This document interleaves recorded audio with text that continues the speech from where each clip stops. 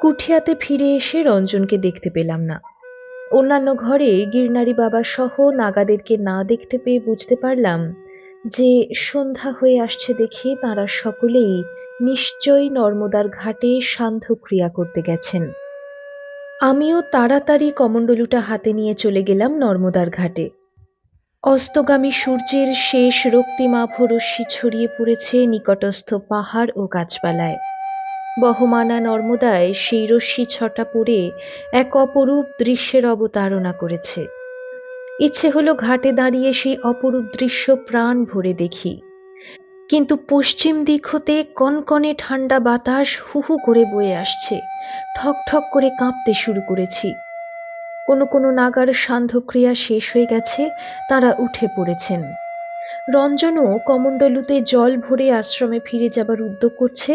আমি তাড়াতাড়ি নর্মদাকে স্পর্শ ও প্রণাম করে কমণ্ডলু ভরে আর একবার তাকালাম নদীর ওপারে, উত্তর প্রান্তের দিকে। সেখানে পাহাড়ের শীর্ষদেশ থেকে অস্তগামী সূর্যের ক্ষীণতম রশ্মি নর্মদার জলে পড়ে চারিদিকে একটি ম্লান ছবির সৃষ্টি করেছে। সেই ম্লান ছবি দেখে মনে হলো সূর্যরশ্মি যেন মা নর্মদাকে ছেড়ে যেতে কাতর হয়ে পড়েছে। আমাকেও তো সকাল হলেই চলে যেতে হবে এই পুণ্য তীর্থ ছেড়ে। আজকের রাতটাই এখানকার শেষ রাত। ভারাক্রান্ত হৃদয়ে মা নর্মদাকে প্রণাম করতে করতে মনে পড়ে গেল কবিগুরু রবীন্দ্রনাথের কয়েক পংক্তি কবিতা। কুলে কুলে পূর্ণ নিটোল গভীর ঘন কালো শীতল জলরাশি, নিবিড় হয়ে নেমেছে তাই তীরের তরু হতে সকল ছায়া আসি। দিনের শেষে শেষ আলোটি পড়েছে ওই পারে জলের কিনারায়, পথ চলতে বধূ যেমন নয়ন রাঙা করে বাপের ঘরে যায়। সন্ধ্যা হয়ে গেল। আমি রঞ্জনের সঙ্গে নর্মদার ঘাট হতে উঠে ফিরে এলাম কুঠিয়ায়। কুঠিয়ায় ঢুকে দেখি গিরনারি বাবা ইতিমধ্যেই আমাদের ঘরে অগ্নিকুণ্ডে কাঠ দিয়ে আগুন জ্বালিয়ে রেখে গেছেন। ঘরের জানালাটা বন্ধ করে আসনে বসলাম সান্ধ্যক্রিয়া করতে। সন্ধ্যা যখন শেষ হলো রঞ্জন তখন প্রশ্ন করল, কাল সকালেই এখান থেকে যাবেন তো? আমি জানালাম, হ্যাঁ হ্যাঁ, কাল সকালে এখানে নর্মদায় স্নান করে এসে এখান থেকে বিদায় নেব, মহাত্মার কাছে অনুমতি পেয়েছি। আর তোমার তিতিবিরক্ত হওয়ার প্রয়োজন নাই। আমার মনে দুঃখ রয়ে গেল যে এই পুণ্য তীর্থে কত বড় মহাত্মার সান্নিধ্যে কয়েকটা দিন কাটাবার সুযোগ পেলাম, তা তুমি অনুভব করতে পারলে না। রঞ্জন বলল, হয়তো সেটা আমার দুর্ভাগ্য। এখানে গত 28শে পৌষ বৃহস্পতিবার এসে পৌঁছেছিলাম। আজ 5ই মাঘ বুধবার, রাত পোয়ালেই বৃহস্পতিবার 6ই মাঘ এখান থেকে যাব। বৃহস্পতিবার হতে বৃহস্পতিবার পুরো 7টা দিন এখানে কাটিয়ে যাচ্ছি। পুরো 7 দিন ধরে এক ঠাঁই বসে থাকতে আমার অসহ্য লাগে। আপনি আমার অপরাধ নেবেন না। আমি তার কথার কোনো উত্তর না দিয়ে কম্বল মুড়ি দিয়ে শুয়ে পড়লাম। মা নর্মদাকে স্মরণ করে প্রার্থনা করলাম, মাগো, গত 16ই পৌষ ইংরাজি 1954 সাল গত হয়ে 1955 সালের 1 জানুয়ারি আরম্ভ হয়েছে। 1952, 53 এবং 54 এই 3 বছর ধরে তোমার কুলে কুলে ঘুরে বেড়াচ্ছি। তোমার কৃপায় অনেক মহাপুরুষের অযাচিত করুণা লাভ করে অনেক কিছুই শিখলাম মা। অনেক ঘটনাতেই দেখেছি তুমি নেপথ্যে থেকেই তোমার অকৃতি সন্তানকে পদে পদে সাহায্য করেছ, ক্ষুধার মুখে অন্ন তুলে দিয়েছ। কিন্তু এভাবে কি তুমি নেপথ্যেই থেকে যাবে? কবে কবে তোমার দিব্যরূপের দর্শন পাবো? মায়ের সঙ্গে কথা বলতে পায়, আমি সেভাবে তোমাকে কি পাবো না মা? তোমার মানসপুত্র মার্কণ্ডেয় মহামুনি যে বলে গেছেন, নর্মদা সরিতাং শ্রেষ্ঠা রুদ্রদেহাদ বিনিসৃতা তাড়য়েৎ সর্বভূতানি স্থাবরাণি চরাণি চ।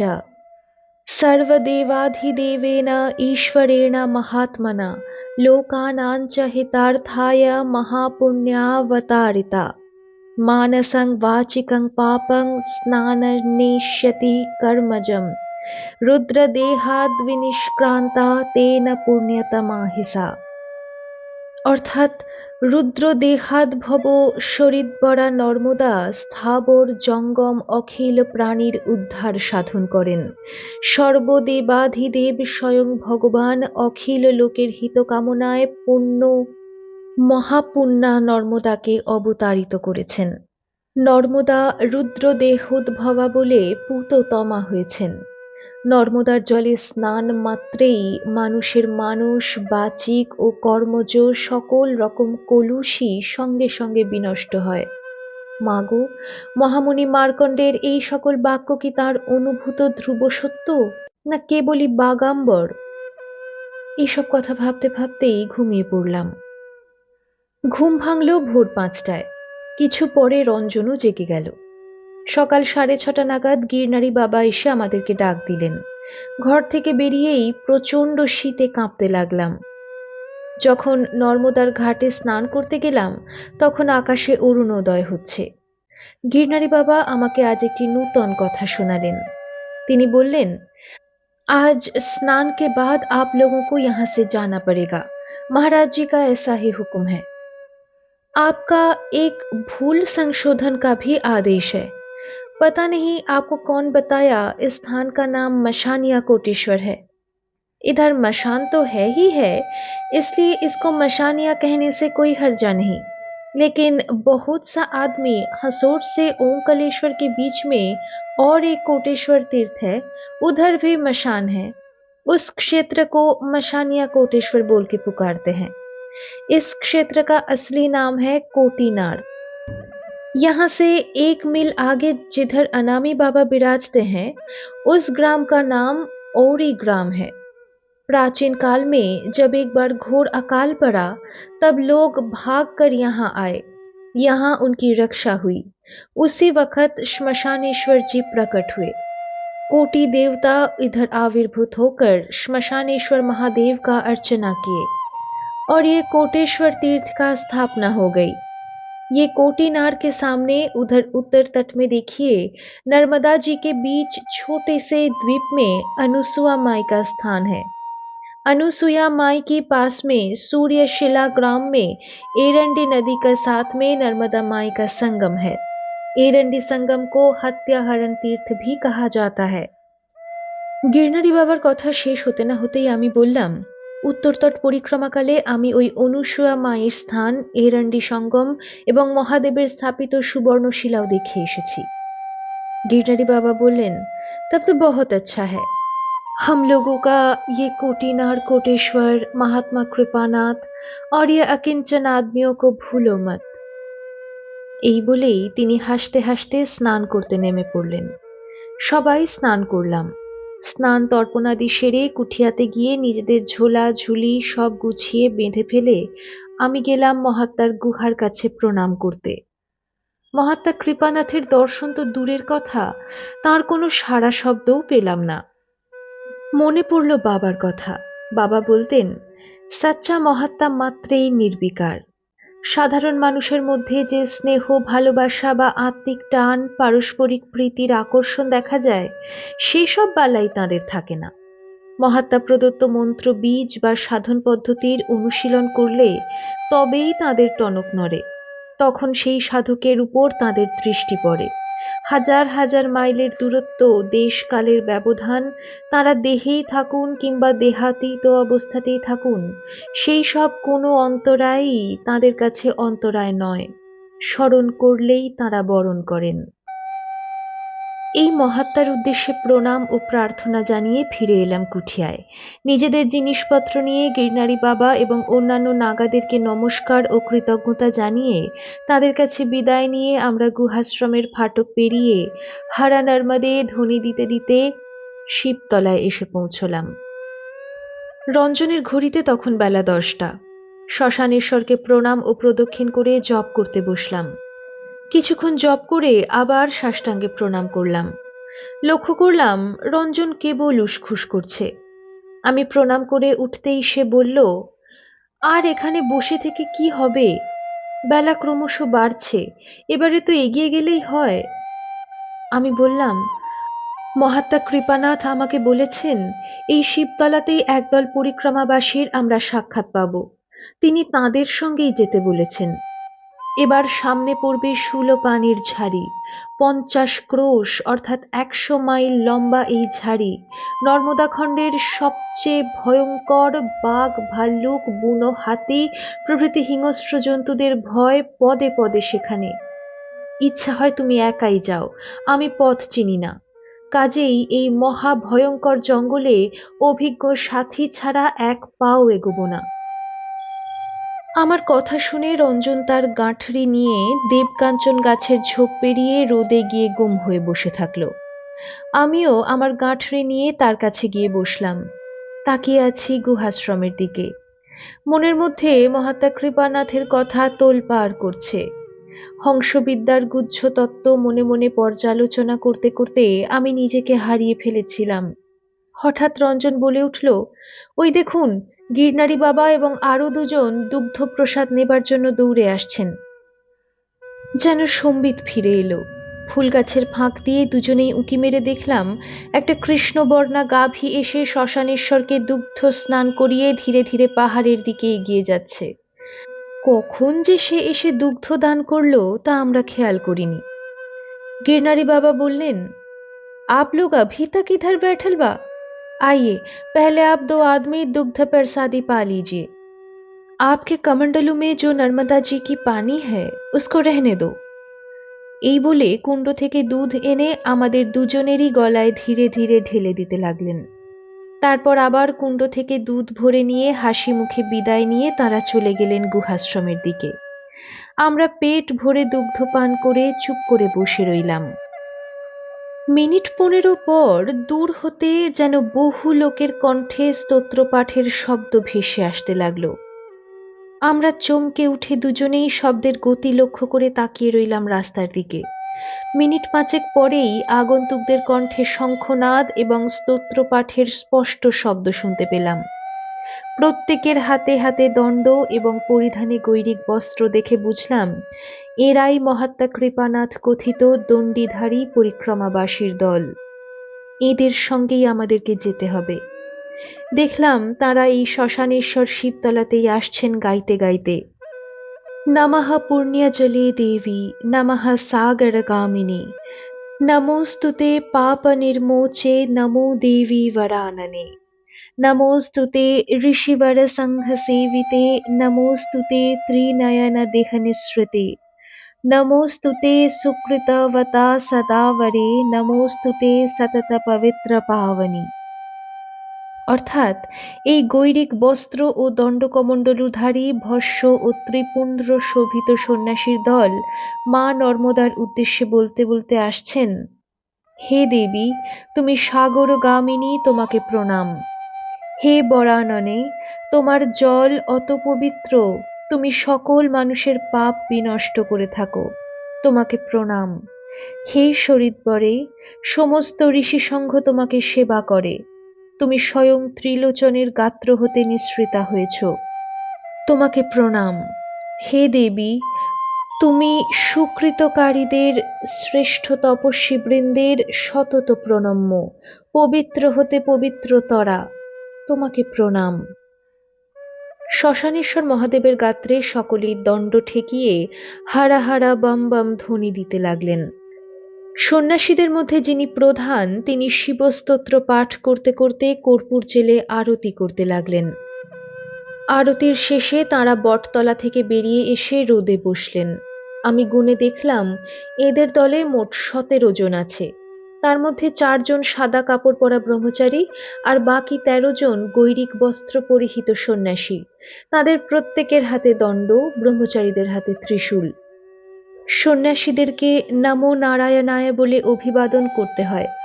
তাদের মধ্যে যিনি বয়োজ্যেষ্ঠ তাকে নমো নারায়ণায় বলে আমি বিনম্র কণ্ঠে বললাম, ভগবান, আপ কাহা সে পধারে হ্যাঁ? তিনি হেসে বললেন, তোমাদেরকে দেখেই বুঝেছি তোমাদের বাঙালি শরীর, হিন্দিতে কথা বলার দরকার নাই। আমরা কাশী হতে এসেছি। 4 জন ব্রহ্মচারী এবং স্বামী হিরণময়ানন্দ তীর্থ, এই 5 জন ছাড়া আমরা সকলেই বাংলা বুঝি। কাশীতে কামরূপ মঠের কথা শুনে থাকবে, দণ্ডী সন্ন্যাসীদের প্রধান মঠ। আমাদের প্রধান আচার্যের নাম স্বামী ভোলানন্দ তীর্থজি মহারাজ। পরম ত্যাগী, পরম নৈষ্ঠিক এবং পরম যোগী। তাঁরই আদেশে আমরা নর্মদা পরিক্রমাতে এসেছি। অমরকণ্টকের কোটি তীর্থের ঘাটে রুন্ডা পরিক্রমার শপথ নিয়ে আমরা বিমলেশ্বর পেরিয়ে ওঙ্কালেশ্বর পর্যন্ত গিয়েছিলাম এই পথ দিয়েই। আবার এই পথেই অমরকণ্টকে ফিরে যাচ্ছি। এই শরীরের নাম বাসবানন্দ। আদিগুরু শঙ্করাচার্য যে অদ্বৈতবাদী সন্ন্যাসীদের মধ্যে 10 নামী সম্প্রদায়ের প্রবর্তন করেছিলেন, তার মধ্যে পরবর্তীকালে গিরি, পুরী, ভারতী, বন, পর্বত, অরণ্য, সাগর এই 7 সম্প্রদায়ের সন্ন্যাসীদের মধ্যে প্রতিষ্ঠা বুদ্ধি ফুটে ওঠায় বা অন্য কোনো কারণে তিনি তাদের দণ্ড ধারণের অধিকার কেড়ে নেন। সরস্বতী তীর্থ ও আশ্রম সন্ন্যাসীদেরই কেবল দণ্ড ধারণের অধিকার দিয়ে যান। ব্রাহ্মণ শরীর ছাড়া আর কোনো জাতির লোকের দণ্ড ধারণের অধিকার নাই বলে এই 3 সম্প্রদায়ের সন্ন্যাসী বিশ্বাস করেন। তাই তীর্থ, আশ্রম, সরস্বতী উপাধিধারী সন্ন্যাসী দেখলেই বুঝতে হবে পূর্বাশ্রমে তাঁরা ব্রাহ্মণ কুলেই জন্মেছিলেন। যাই হোক, আমরা গত রাত্রিতে শুকদেব তীর্থে ছিলাম। বেদব্যাসের পুত্র শুকদেব 8 বছর বয়সে এখানে এসে কঠোর তপস্যা করে সিদ্ধি লাভ করেছিলেন। এখানে শুকদেবেশ্বর মহাদেব ছাড়াও কর্ণেশ্বর, মার্কণ্ডেশ্বর, রণছোড়জি প্রভৃতি তীর্থ আছে। গুজরাট প্রদেশের বহু বেদজ্ঞ ব্রাহ্মণ সেখানে বিশেষ বিধিমতে মহাদেবের পূজা করেন। শুকদেবেশ্বর তীর্থে নাদদের রাজার সদাব্রত আছে। স্থান মনোরম, তাই বহু যাত্রীও আসে। এখান থেকে মাত্র 5 মাইল দূর। সকালে সেখানে স্নান পূজা সেরে মাত্র 5 মাইল রাস্তা আসতেই এত দেরি হয়ে গেল। ভালো কথা, তোমাদের পরিচয় নেওয়া হয়নি। তোমরা কোথা থেকে এখানে এসে পৌঁছেছ? আমি বললাম, আমরা ওঙ্কালেশ্বর হয়ে সাজোত গ্রাম হয়ে এখানে এসে পৌঁছেছি। তিনি বললেন, তবে তো তোমরা শুকদেবেশ্বর হয়েই এসেছ। আমি বললাম, আগে না, আমরা শুকদেবেশ্বরে যাইনি। বারাছা বেরু গ্রামের বাল্মীকেশ্বর মহাদেব দর্শন করে একজন ব্রাহ্মণ পথ দেখিয়ে দেওয়ায় শক্রেশ্বর, ইন্দ্রকেশ্বর, পঞ্চমুখী হনুমান, কপালেশ্বর স্বয়ম্ভুলিঙ্গ, তারকেশ্বর প্রভৃতি তীর্থ দর্শন করে ভালোদ হয়ে এখানে এসে পৌঁছেছি। আমাদের পথপ্রদর্শক ব্রাহ্মণ যেমনভাবে পথের নির্দেশ দিয়েছিলেন আমরা সেইভাবে এসেছি। হয়তো ঘুরপথে বা অধিকতর সোজা পথে এসেছি। আমাদের আসার পথে শুকদেবেশ্বরের মন্দির পড়েনি, সেই তীর্থ দর্শন আমাদের ভাগ্যে ঘটেনি। তিনি বললেন, নারায়ণ নারায়ণ, তাহলে তো তোমাদের পরিক্রমাতে ত্রুটি রয়ে গেল। তার কথা শুনেই দলেরই একজন দণ্ডিস্বামী, বয়স আন্দাজ 40, ঝাঁঝিয়ে উঠে স্বামী বাসবানন্দকে বললেন, এ কথা আপনি বলতে পারেন না। নর্মদা তটে অনন্ত কোটি তীর্থ, কোনো পরিক্রমাবাসী বুকে হাত দিয়ে বলতে পারেন না যে তিনি সব তীর্থই দর্শন করেছেন। মা নর্মদা যাকে যেমন ভাবে পথ দিয়ে পরিচালিত করেছেন তিনি সেই পথ দিয়েই যেতে বাধ্য হন। সবই মা নর্মদার ইচ্ছা। পাহাড়ি পথ, বন জঙ্গলে ঢাকা, কোনো একটা আধটা তীর্থ গাছের আড়ালে থেকে যেতে পারে। নর্মদা তট ধরে মাকে চোখে চোখে রেখে কোনো মতে নর্মদার ধারা লঙ্ঘন না হয়ে যায় সেদিকে তীক্ষ্ণ দৃষ্টি রেখে পরিক্রমা করলেই হলো। পরিক্রমার জন্য কোনো নির্দিষ্ট পথ কেউ তো বানিয়ে রাখেনি। আমি বিনীতভাবে বললাম, আমি উত্তর তট পরিক্রমা করার সময় ঔর সঙ্গমের সামনে এই দক্ষিণ তটস্থিত আপনাদের বর্ণিত ওই শুকদেবেশ্বরের মন্দির ওপার থেকে দেখেছি। তার মহিমার কথাও বিস্তারিতভাবে শুনেছি। শুকদেব তীর্থের সম্মুখেই উত্তর তটে নর্মদার ব্যাস আছে। পূর্বোক্ত দণ্ডিস্বামী এবার স্বামী বাসবানন্দকে কটাক্ষ করে বললেন, এইবার কি করবেন স্বামীজি? আপনি তো উত্তর তট পরিক্রমা করেননি, ঔর সঙ্গমেও যাননি, নর্মদার ব্যাসও দেখেননি। তাহলে কি আপনার পরিক্রমাতে কোনো ত্রুটি হয়েছে? তিনি বললেন, তা কেন, আমরা তো রুন্ডা পরিক্রমার শপথ নিয়েছি। অমরকণ্টক হতে ওঙ্কালেশ্বর, ওঙ্কালেশ্বর হতে আবার অমরকণ্টকে পৌঁছে নর্মদার উৎসস্থানে জপ সমর্পণ করতে পারলেই আমাদের পরিক্রমা সম্পূর্ণ হবে, সার্থক হবে। উনি হয়তো জলেহরি পরিক্রমার শপথ নিয়েছেন, তাই উত্তর তট ঘুরে দক্ষিণ তট পরিক্রমা করছেন। এই সময় স্বামী প্রেমানন্দ তীর্থ নামে এক দণ্ডী সন্ন্যাসী বললেন, বৃথা তর্ক করে লাভ নাই, বেলা 1:30 বেজে গেছে, এবার ওঠা যাক। আরো 3 মাইল হেঁটে গেলে তবে আমরা সিসোদারাতে পৌঁছতে পারবো, সেখানেই আজ রাত কাটাবো। তাঁর কথায় আমরা সবাই যে যার ঝোলা গাঁটরি নিয়ে উঠে পড়লাম। শ্মশানেশ্বর মহাদেব এবং সম্মুখস্থিত মা নর্মদাকে প্রণাম করে হারা হারা নর্মদে ধ্বনি দিতে দিতে আমরা চলতে থাকলাম পাহাড়ি পথে। আমি পরিক্রমা আরম্ভ করেই মহাত্মা কৃপানাথজির উদ্দেশ্যে যুক্ত করে প্রণাম জানালাম। পথ কঙ্করময়, উঁচু নিচু, প্রত্যেকেই মাঝে মাঝে ঠোক্কর খেতে খেতে হাঁটতে লাগলাম। প্রায় মাইলখানিক ডাহি প্রস্তরময় পথ হেঁটে যাবার পর দেখলাম সেই পথের দুধারে শাল সেগুন ছাড়াও বট, অশ্বত্থ, অর্জুন, কাঁঠাল এবং জামির গাছ প্রভৃতি। দূরে দূরে ঘর বাড়ি চোখে পড়তে লাগলো। হাঁটতে হাঁটতে আমরা কখনো এগিয়ে পিছিয়ে পড়ছি।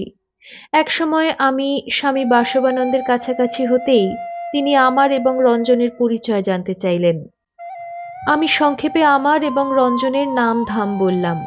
বিমলেশ্বর হতে যে রঞ্জন আমার সঙ্গী হয়েছে এবং সে যে একজন বাউল সঙ্গীতে অসাধারণ ব্যুৎপন্ন, সে কথাও জানালাম। পিছন ফিরে তাকাতেই দেখলাম যিনি আমাকে সমর্থন করে স্বামী বাসবানন্দের সঙ্গে কিঞ্চিত তর্ক করেছিলেন, সেই দণ্ডী সন্ন্যাসী এবং রঞ্জন পরস্পর কথা বলতে বলতে আসছেন। সেই দিকে নজর পড়তেই স্বামী বাসবানন্দজি বললেন, ওই দণ্ডী সন্ন্যাসীর নাম হরানন্দ তীর্থ। উনি আমার চেয়ে বয়ঃকনিষ্ঠ হলেও উনি দুর্মুখ ও কটুভাষী বলে আমরা সবাই ওকে ভয় করে চলি। দুর্মুখ হলেও উনি খুব প্রেমিক সন্ন্যাসী। ওর দিলের কোনো তুলনা হয় না। পান থেকে চুন খসলেই, অর্থাৎ শাস্ত্র বিগর্হিত কিংবা অযৌক্তিক কোনো কথাবার্তা শুনলেই উনি ক্ষেপে ওঠেন, কিন্তু পর মুহূর্তেই সব ভুলে যান।